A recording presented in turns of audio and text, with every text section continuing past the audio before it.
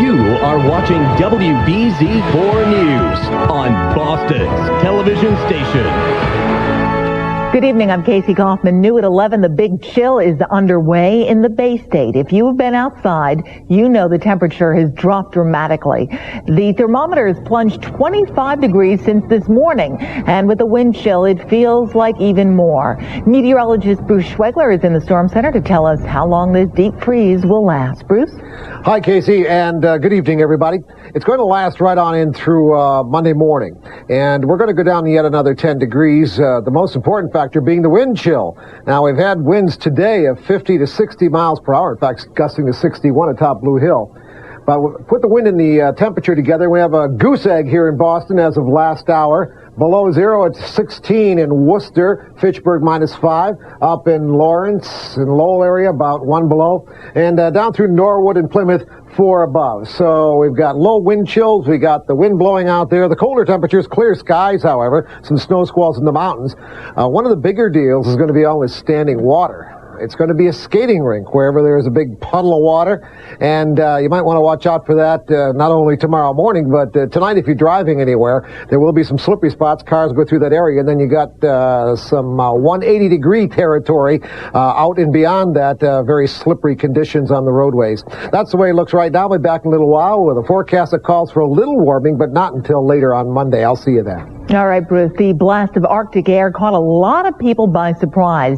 WBZ's Christina Hager continues our Team 4 coverage with that part of the story.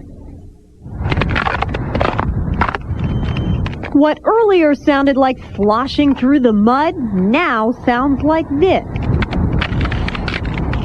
Ice.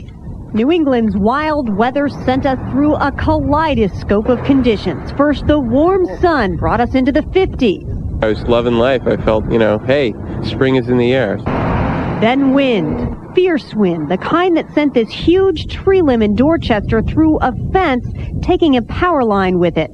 And then I thought, hey, it's going to be nice this evening, and boom, it hit me. I think the weather out here is freezing cold. I'm not prepared. I'm just not. With wind chill, the temperature seems like it's dipping below zero, and it keeps on sinking, forcing people slowly to add on the layers. It's the kind of night that has workers from homeless shelters out in vans trying to get people off the street. Emergency medical workers say no one should be out here for more than an hour at a time, or you risk getting frostbite or hypothermia. Saturday night's a big party night. Usually the clubs and drinking and alcohol just exacerbates the problem. Lowers your body temperature, and it also lowers your judgment. You don't feel the cold, and you think you're all right. EMTs are used to seeing hospital emergency rooms fill up quickly when it gets this cold, which is why they sincerely mean it when they say, stay inside if you can. Something people we spoke with say they'll have no problem doing. And then I'm going home and bundling up. Keep the logs burning in the fire. Bye. In the cold, cold city of Boston, Christina Hager, WBZ 4 News. And a 7-year-old boy is being hailed as a hero tonight after he rescued his mom during today's crazy weather. Strong winds toppled this tree here on Westford Road in Tingsboro. It sent it flying into a home and then on top of 35-year-old Robin McCarthy, who was playing with her son in the yard. The 7-year-old Mitchell quickly called 911. What's your emergency? The tree said she was right beside my house. The man got stuck in it. Did she talk? Oh, yes, she can talk. She can't get up. She's covering her legs. She's outside in the tree corner? Yeah. Paramedics rushed to the scene and managed to rescue the mother. Tonight, she's in stable condition at Brigham and Women's Hospital. Well, the political winds of change are blowing with Governor Paul Cellucci's probable departure to become ambassador to Canada. Political pundits are pondering the future of the Republican Party in the Bay State. All quiet on the Western Front, in Hudson, that is, Governor Cellucci's hometown. Still no official comment on whether Cellucci is heading north of the border. I have no comment right now. Why not? That's all the governor had to say yesterday about his expected appointment to Canada by his friend, President George Bush. After almost 4 years as the state's chief executive, it appears Cellucci will be taking advantage of friends in high places, marking the 4th time in the past 3 decades that either the governor or lieutenant governor has resigned. You know, and I'm not going to engage in speculation at this point. Lieutenant Governor Jane Swift is waiting in the wings to take over the reins of power.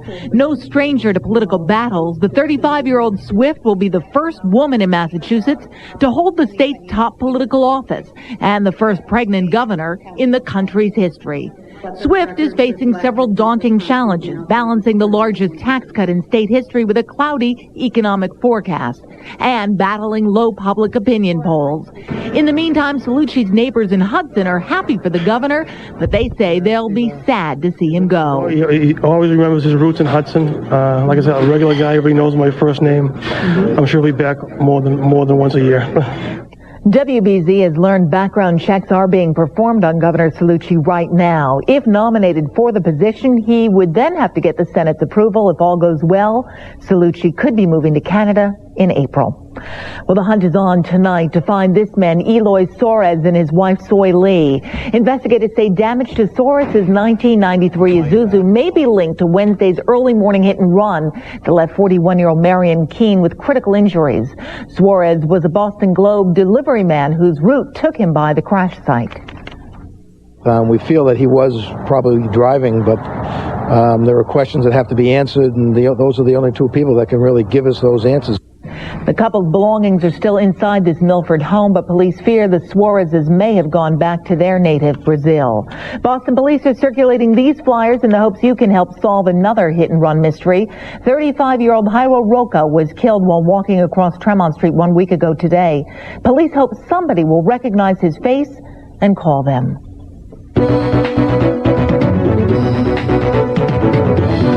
New at 11, Boston police promise a crackdown on the latest hot item on the black market, stolen parking stickers.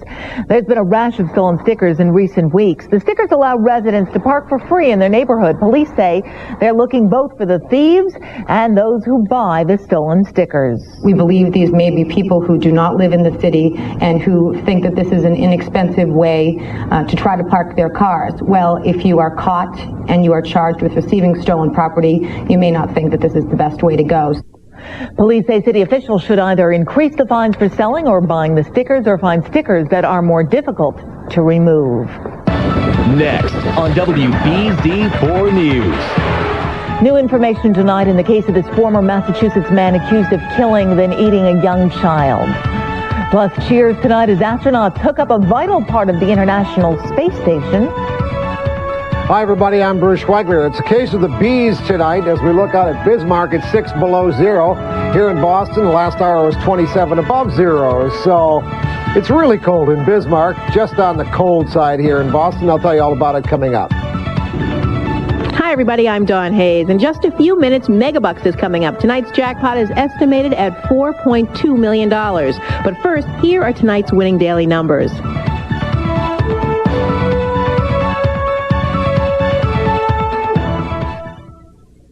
New at 11 tonight, prosecutors and defense lawyers are both begging a judge to end the media circus surrounding the case of former Massachusetts man accused of killing a child. The attorneys say releasing more information about the case could jeopardize Nathaniel Bar-Jonah's right to a fair trial. Bar-Jonah is accused of raping and killing this 10-year-old Montana boy and then feeding him to his neighbors. Police are also investigating whether he attacked more children across the country. Several teams of investigators are on their way to Hawaii to try to find out why a high-tech U.S. Navy submarine slammed into a Japanese fishing boat. Coast Guard, Air, and Sea Rescue units searched off Honolulu for the 9 people still missing from the boat. The collision is the latest incident to strain relations between the U.S. military and Japanese civilians. WBZ's national correspondent Manuel Gallegos is in Honolulu with the very latest. Well, Casey, we're here at the U.S. Coast Guard base in Sand Island in Honolulu. Some of the rescue efforts from the sub-collision are being handled from this base. What's going on right now is the search is continuing. It will continue throughout the night. 9 people are still missing, 4 of them 17-year-old high school students from Japan. The USS Greenville returned to port Saturday under a cloud of questions. The nuclear submarine collided with a Japanese fishing ship Friday night while on a routine operation in open waters 15 miles from Pearl Harbor. The sub had only slight damage. The fishing boat sank. We want to know what happened. Navy officials say the Greenville was surfacing when it ripped through the Japanese vessel's engine room, quickly flooding the boat and sinking it within minutes. Most on board managed to get into life rafts before being rescued and taken to shore by the Coast Guard. All the people we could see were all on the rafts, and then just debris in the water. But the search continues for several others still missing and feared dead.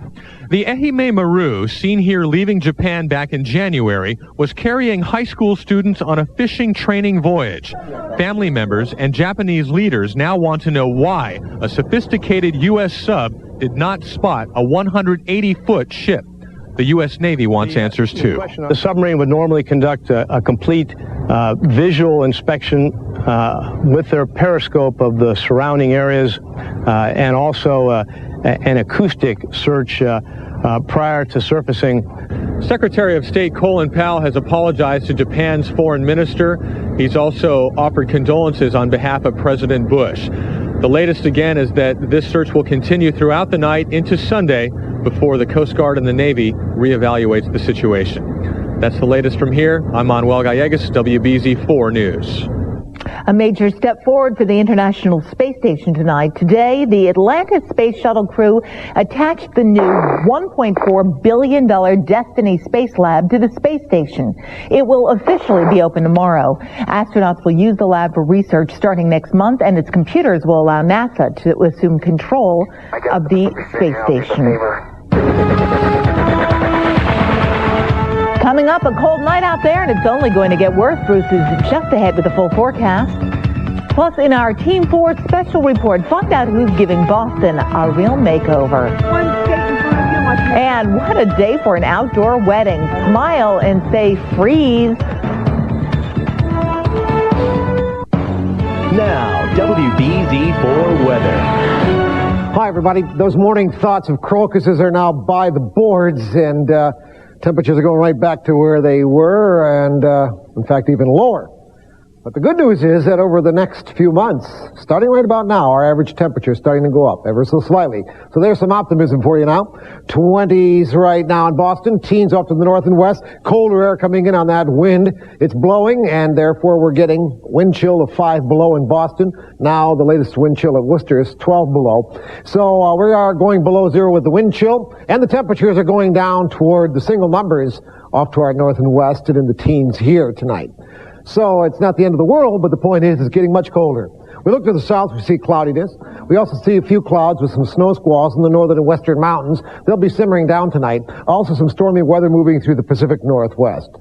Nothing much coming out of the Great Lakes, just some cloudiness crossing the lakes, snow squalls in the lee on to upstate New York, Pennsylvania. Secondary cold front, the Arctic front moving on through with even colder air on tap for tomorrow. But we'll have plenty of sunshine. It'll still be windy, but not as windy as today's 50 to 60 mile per hour gusts. Here's that mild air kicked all the way down to Front Street in Hamilton, Bermuda, with cloudiness down there as well, as that front moves off the eastern seaboard. So we got the big Canadian high pressure area, and we look for the clear, frigid weather for tonight, with a west-northwesterly wind at 20 to 30 miles per hour, making for the low wind chills. Snow squalls in the northern and western mountains subsiding. Low temperatures tonight into the mid-teens in Boston, some single numbers north and west, teens off to the south and southeast. And for tomorrow, we've got sunshine, but cold. West-northwesterly winds still up there, 20 to 30 miles per hour. And the high temperatures will be in the mid to upper 20s across southern New England and low to mid 20s as you head farther to the north and west. For the next 4 days, it looks like this. Calling for sunshine tomorrow, sunshine on Monday. Really cold start on Monday, but no wind. So that's some good news. Maybe a few snow showers later Monday on into Tuesday morning. Then they move on by, then partly sunny skies. And right now, we continue to look for a moderation in temperature on Wednesday as we see some rain showers later on in the day. So no great shakes as far as any kind of storminess is concerned right on through midweek of this upcoming week with a moderation ever so slight in temperature. And remember, the overall average temperature starting to go up that is up, and that's the end. Casey? I'm ready for that. Bruce, thanks. The city of Boston may be getting a new necklace. A link of parks and open spaces already make up an emerald necklace. Well, now there's a new plan to do the same thing to historical sites. WBZ's Sarah Underwood has more in tonight's Team 4 special report.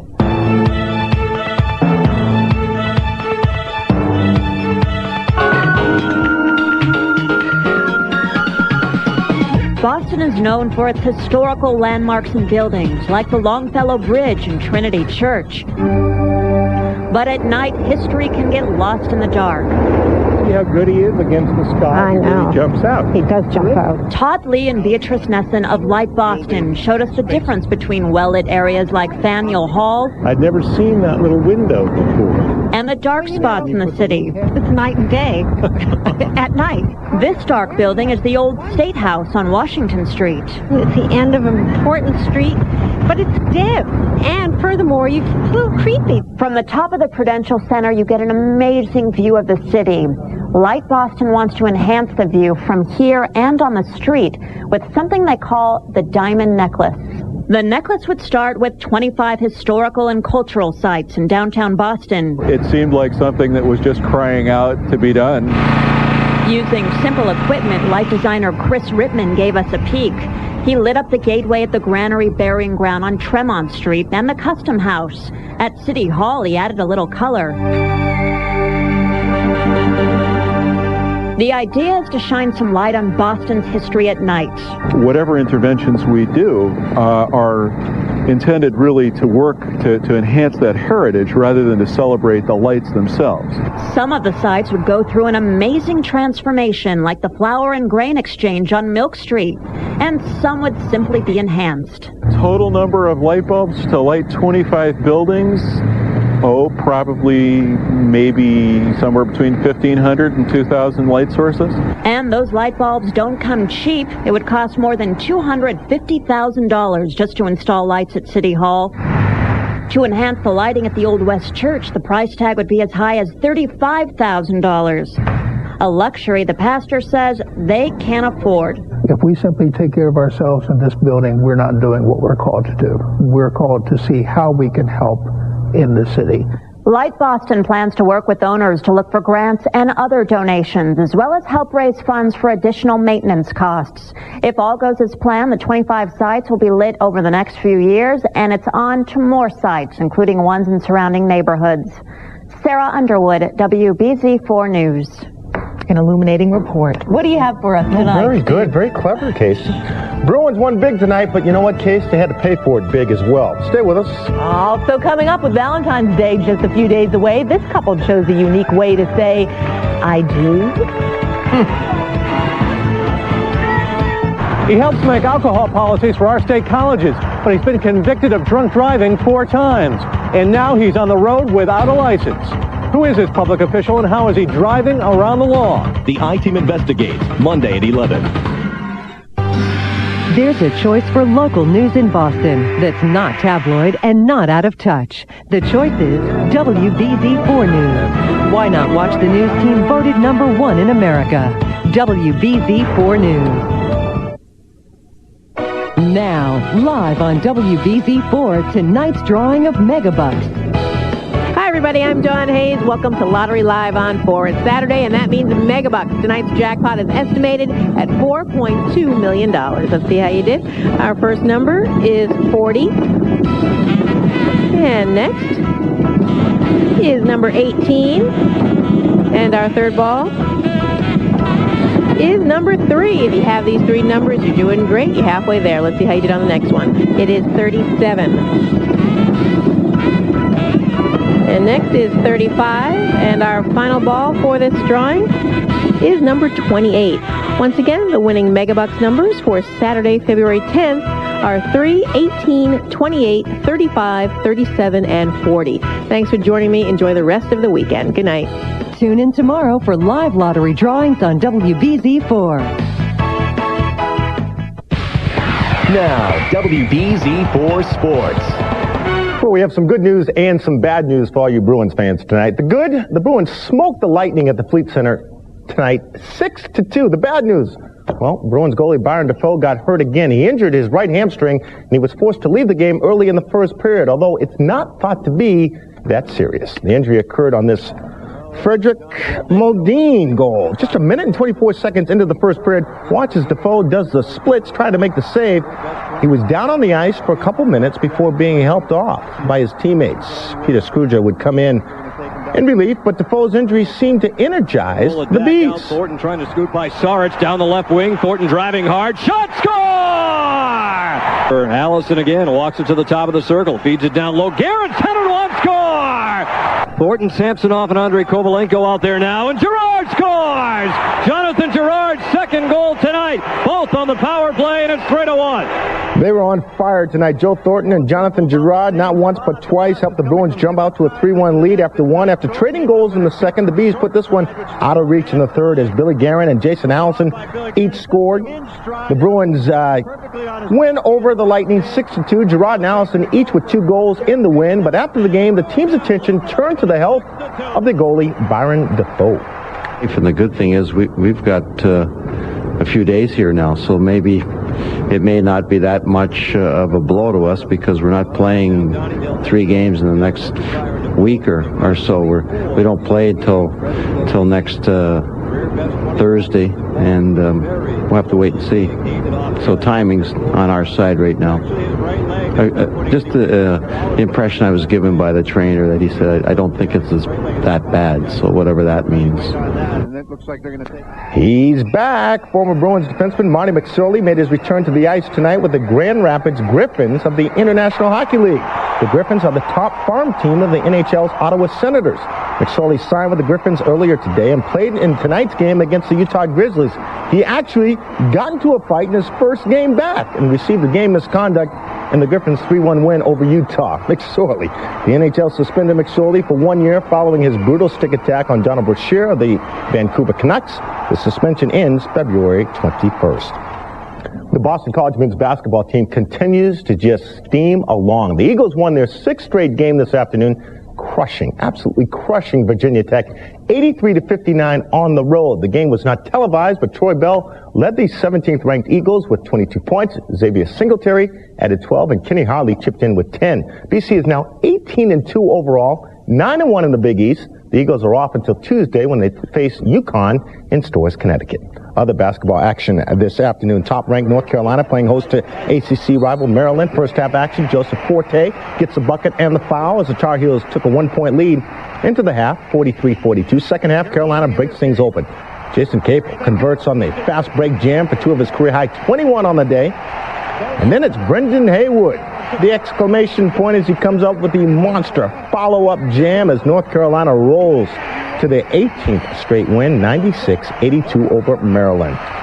The 50 NBA All-Star Game will be played in Washington, D.C. tomorrow afternoon, but tonight, All-Star Saturday took center stage with 2-ball, 3-point shooting, and dunk competitions on the docket. First up, the 2-ball competition combining WNBA and NBA stars in the shooting drill. And the winning team was Sacramento's Peja Stojakovic and Ruthie Bolton Holyfield, who poured in 62 points to beat Cleveland's Trajan Langdon and Ava Ninkova. Former UConn standout and current Milwaukee Bucks star Ray Allen took home the 3-point shooting title. Allen caught fire midway through the final round, knocking down 10 shots in a row at 1 point to beat out previously mentioned Peja Stojakovic. In the dunk contest, Clippers guard Corey Maggette may have had that dunk of the night as he pulls off the flip, then goes up and converts on the alley-oop, but pretty impressive, huh? But the winner was Seattle Supersonics guard Desmond Mason. Put together this pretty windmill jam in the finals to collect the first place paycheck. Hello, goodbye. Now to sunny La Jolla, California for 3rd round action at the Buick Invitational. On the 12th, Tiger Woods rolls in the 8-footer for birdie to get to 10 under on the day. So here's how they now to the 13th, and Tiger needing this downhill putt for the eagle, but he is underway. For an eagle, he's 1 shot off the lead at 13 under. Right down the bottom of the cup. Davis Love is your leader. He taps in on the birdie on 18 to get to 14 under through 3 rounds of play. That's going to do it for sports. Pretty impressive. Some jams, huh? Look pretty nice today, too, out there on the West Coast. All right, Steve, thanks very much. Finally, the hands may have been cold in Providence this evening, but the hearts were certainly warm. Skating lovers John and Beth Pasquarino tied the knot in the middle of the Fleet Skating Center in Providence. John and Beth decided they wanted to make their wedding day a little bit different. They didn't count on the sudden drop in temperature, though. Maybe the photographer should have said smile and say, freeze. And that's the news for now. Thanks for joining us. The Howard Stern Radio Show is coming up next.